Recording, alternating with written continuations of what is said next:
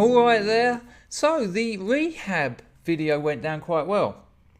And it's early evening here now, and I'm in a really good mood. It's been a good day of work, loads of nice things happening. Last week was a shit show on many levels. Oh, but I just thought I'd seize it. You've got to ride those waves.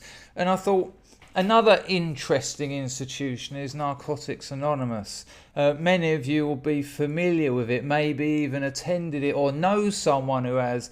Such is the success of that organisation. I mean, this was just a couple of blokes who could not stop drinking, or they thought they couldn't. They were, on death's door in hospital. They met in hospital, I think, and they set up this thing. They realised that addicts could talk to each other and help each other.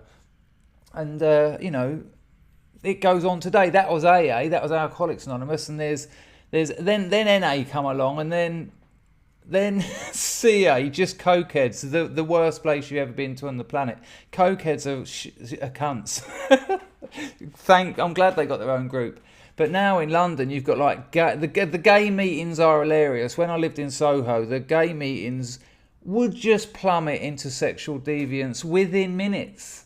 They'd read the cards and then someone would start talking, and before you know it, I was shoulder deep in this lad at the weekend, and my mum was calling me, and I thought, oh, what's happened to my life?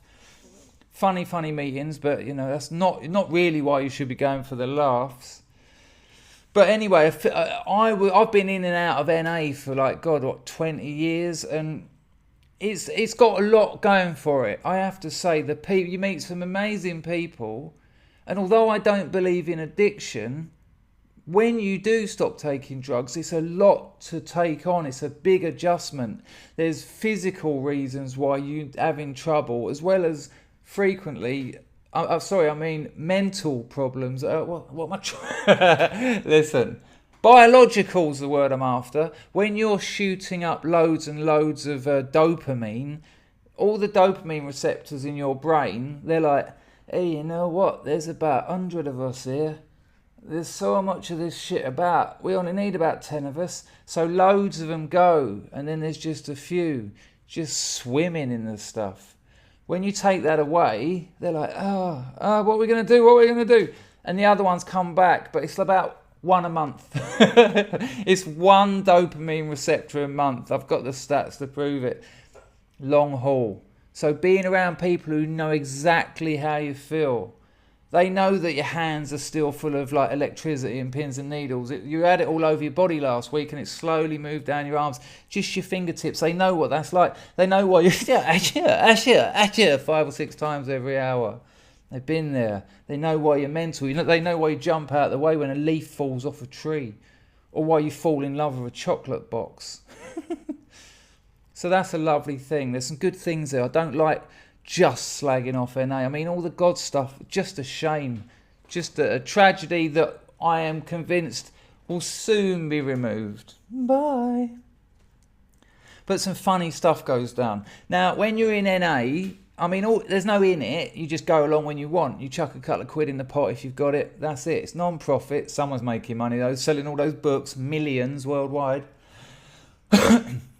Anyway, what they do, they have these things called service, and they'll tell you that service keeps you clean. They'll tell you that 4 or 5 times a meeting. There's a lot of repetition in NA, and I mean it. Every meeting at the start, they read these cards. Some meetings, about 12 of them. The 12 traditions of NA. The 12 steps of NA, why we are here, how it works, what we do, what we wear. And they're identical at every meeting, and sometimes they'll take up 20 minutes. Now, when you've been around for a while, you're all right with that because you're trying to practice patience, and you're trying to practice, maybe this time I'll hear something I need to hear. All that sort of stuff. But when you're just first day at rehab and they've made you go to a meeting in the evening, and there's all these people in there going, NA gave me a bridge to normal living. I mean, my cocaine habit, I used to take it for hours. A bloke actually said that. That was his addiction. I used to take cocaine for hours. What? Why the fuck are you here? But so when you're fresh in there and they're reading the same old cards every day for 20 minutes, it drives you insane. Anyway, service keeps you clean. They'll tell you that, and at the end of a meeting they'll say, right, everyone knows service keeps you clean. We've got a few service announcements. Someone to make the tea. Always a newcomer. Nice gig, really. You get to talk to everyone. Someone to do the door. Not nice. You're forced to talk to everyone then. No one likes everyone. That's awkward. Hello, come in. We don't get on, do we? Thank you. You know, all that nonsense. Good if you've got a bird on the go, though. Or if you think you have. You know, she looked at you once. You're convinced you're getting married. So maybe she'll be at the meeting. I'll do the door service. And then there's things like treasurer, more than a couple of run off with the money. What a surprise. You've got to have a year clean, which in real terms is about a day. Someone who's been on gear for 20 years, a year's nil. That treasury, that's the best night out they've had in like the last decade.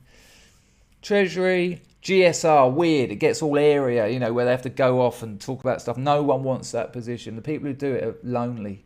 They're lonely before they do it, and they're worse afterwards because they kept the company of lonely people. The Dunning-Kruger kicked in, and they come out thinking they were interesting. But all of them, the GSR position in NA just makes lonely people who think they're great.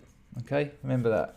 And then secretary, of course, which is the boss. It's the ego. It's the one at the front who tells jokes most of the time. When it's me and a couple of other people just told jokes, and you put on a show, and it's a lovely, lovely NA meeting. I took the one they called the Circus on Frith Street in Soho, the big Soho meeting, about 80 people crammed into a room. Good gig. Check out the cloak and dagger on this. The bloke that had the secretary commitment before me, his name's Fat Tony. He used to live with Boy George, funny bloke. He had that meeting for 4 years. He only meant to have a service commitment for a year max and then pass it on, but he didn't want to let go of it because it was his show. And he got me after a meeting. He was like, hello, Chris, do you want to come for a cup of tea with me? I've got something to tell you. Sat down there with him and a couple of other of the gays, and they were like, we don't want this meeting to go to any old Tom, Dick and Harry. The NA gay mafia. We don't want anyone taking over this territory. We need someone at the top. We need someone who can handle it. Are you that man, Chrissy boy? And I just went, yeah, I'll do it. And they said, we're going to rig a vote. Amazing. And then when it came to it, it was all, yeah, oh, I'll do it. Oh, and then the vote's in, yay. And I used to just do an hour of stand-up. Anyway, it's about my 5th week doing that secretary position. And you're at the front. There's 80 people looking at you. And you're like, they're not really. Think about NA, everyone thinks everyone's looking at them. But because everyone's so self-obsessed, no one's really paying attention to anyone else anyway. But you think it. So I'm sitting there and every little touch or fiddle or move, they're watching me, or a crease in my shirt or some such. Geezer next to me called Peter. He's only about 4 weeks in, but the secretary always jumps on the newcomers. Do you want to do the main share? Because you've got to get someone to do the main share for every meeting. Every Thursday, you want someone to yap about their using and their recovery for 15 minutes. So I've got Peter there. Don't know much about him. Nice enough bloke. I'm just glad I got a share. So I'm sitting there. Sunny April morning in Soho. And he went, hello, I'm Peter. And he went on and on and on. And then he went, all the names have been changed and the details slightly altered to protect the guilty as fuck. I forgot to say this in my rehab video when I was talking about addicts and it's not a disease and there's no such thing as addiction. They're greedy, selfish people. Now that can change, and it usually changes when they stop taking drugs. But people like that, they're greedy and selfish and scared. That's why they take it. They haven't got a dis-ease. They haven't got a God-shaped hole in them. Greedy, selfish. Anyway, I've got greedy, selfish Peter sitting next to greedy, selfish Chris in a room full of greedy, selfish people, some of the loveliest people. And he went, yes. He went, I discovered drugs rather late. I hadn't tried cocaine until I was 44. And he went, and the last time I took cocaine, I was found by the police in a stairwell with a cucumber up my arse and slut written on my forehead in red lipstick. Yeah, you heard correctly. He's on a stairwell with a fucking cucumber up his comatose arse with slut or something, whore or something, written on his forehead in lipstick. He was found by the police. And I'm just sitting there, and I know everyone's looking at me, and I'm well, I didn't see that coming. And you've got to do a little bit of feedback to these people. And I was like, that turned out pretty bad. The weird thing about it is, and when I say weird, I mean the potential for humour is a lot of people confuse NA for group therapy. They've been through treatment. where they've been in group therapy every day. And some NA meetings can look like group therapy. Some of them can be a circle, just 15 people in there. And so what an NA meeting should be ideally is people with a bit of clean time saying they used to take drugs all the time through NA and doing what's suggested, they've stayed clean. And that's basically it. Now, a few details, tell a few war stories, tell a few lovely recovery stories, so that newcomers can see and go, hang on, I'm like that. Hang on, 30 years, I've been doing it that long. I used to act like that. And then this bloke's going, now I've got a recording company, I live with my 4 wives in Madagascar. And you're like, wow, I could have all that. Ideally, that's what it is, but it's a shambles of broken, desperate people, starved for attention. Like, I remember this one bloke, can't remember his name or anything, he didn't last long. First time I'd ever seen him at a meeting, it was that Thursday one, I wasn't the secretary. And he went, so someone's picked him, and he went, yeah, my name's Robert, and I'm an addict, which you have to say. And well, you don't have to, but everyone will not like you if you don't say it. There's all these silent, disguised pressures in there. And then everyone goes, hi, Robert. It's disgusting. It's so not English. It's American. Stinks of it. We shouldn't have to go through that. My name's Robert. I'm an addict. Hi, Robert. And everyone just does that. They joke. Hi, Robert. All right, Robert. Just stupid things, because it's mad. And then he went, yeah. I mean, worst thing I ever done. And from a newcomer, that's a great opener, because you know it's going to be unfiltered, unnecessary, and disgusting. And he went, worst thing I ever done. I remember me and my mum were on Valium, and when she was like out cold, I interfered with her.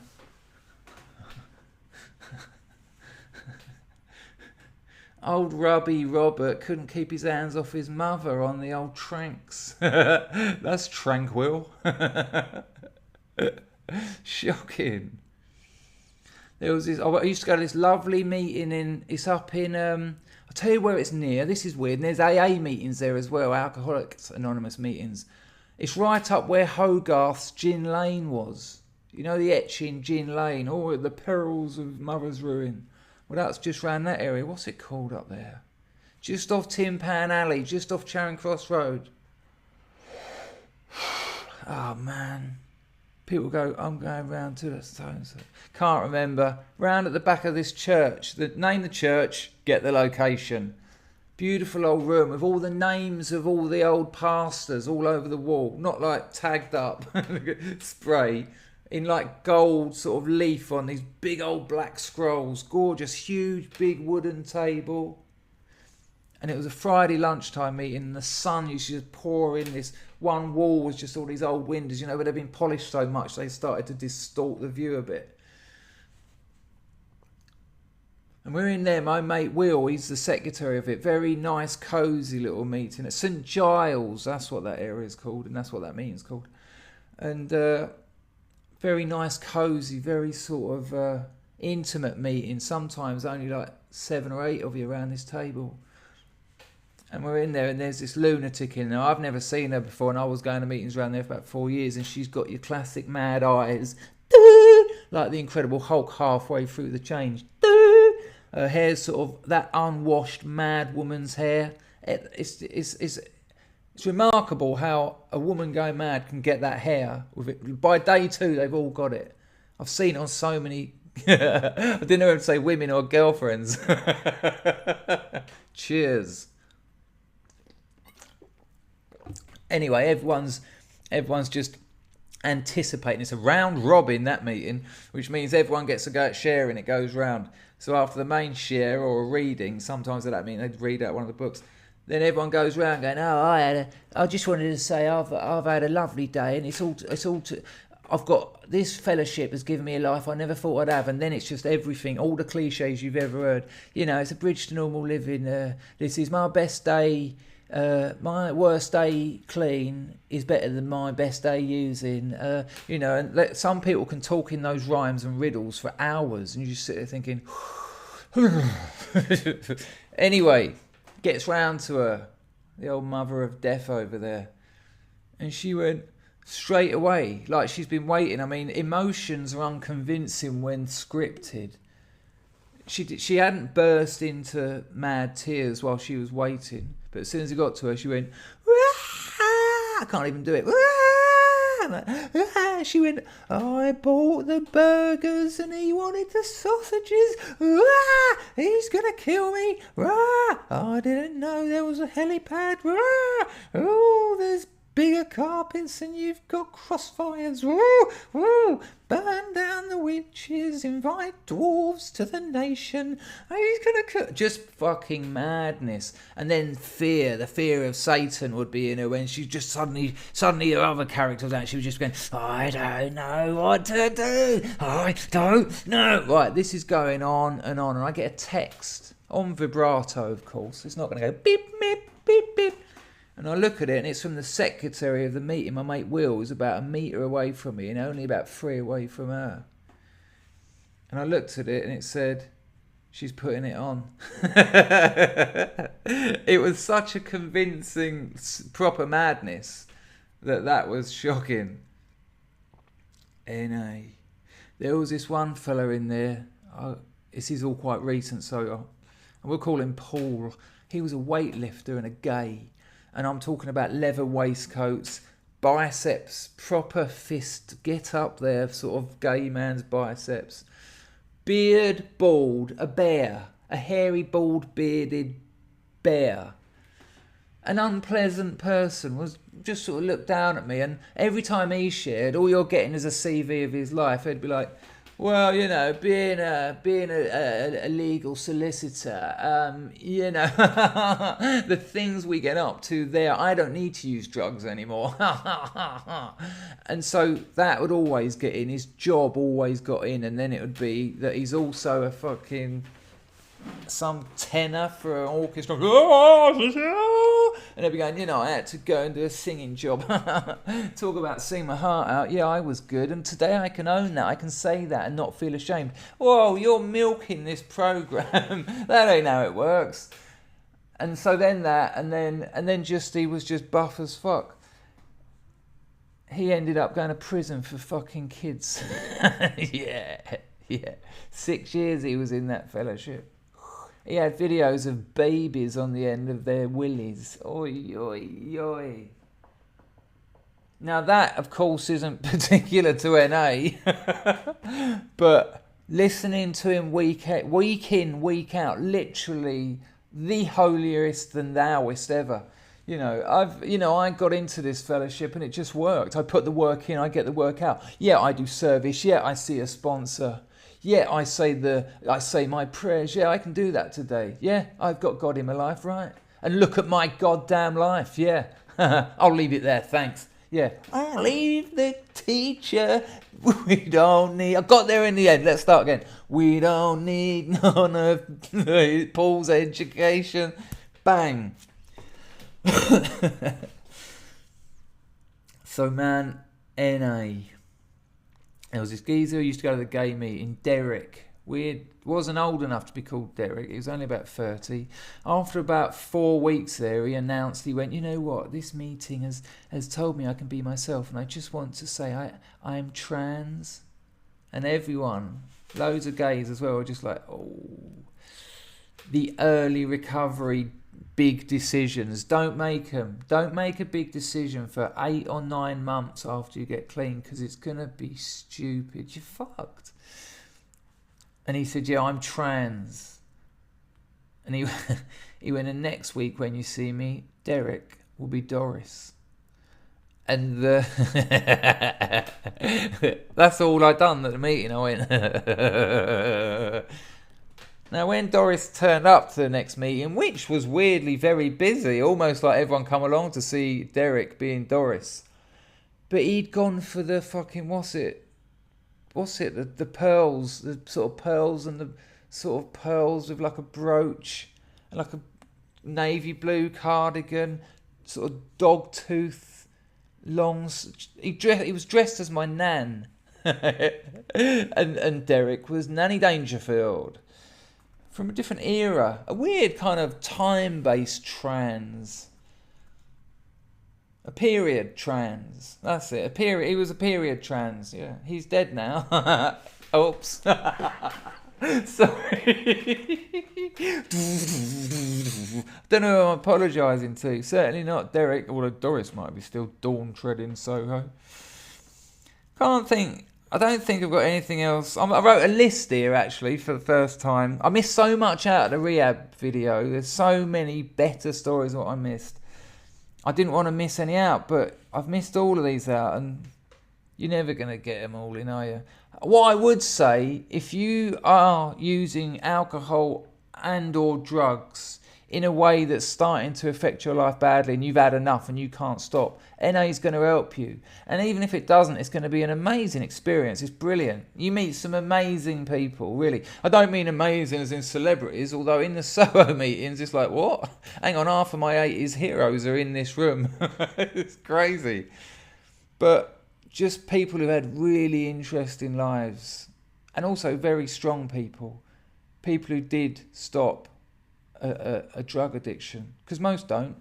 Most die, then the rest go to prison. There's not a lot of people who can do that. A little bit of pathos at the end there. Whoa. Thanks for watching. Now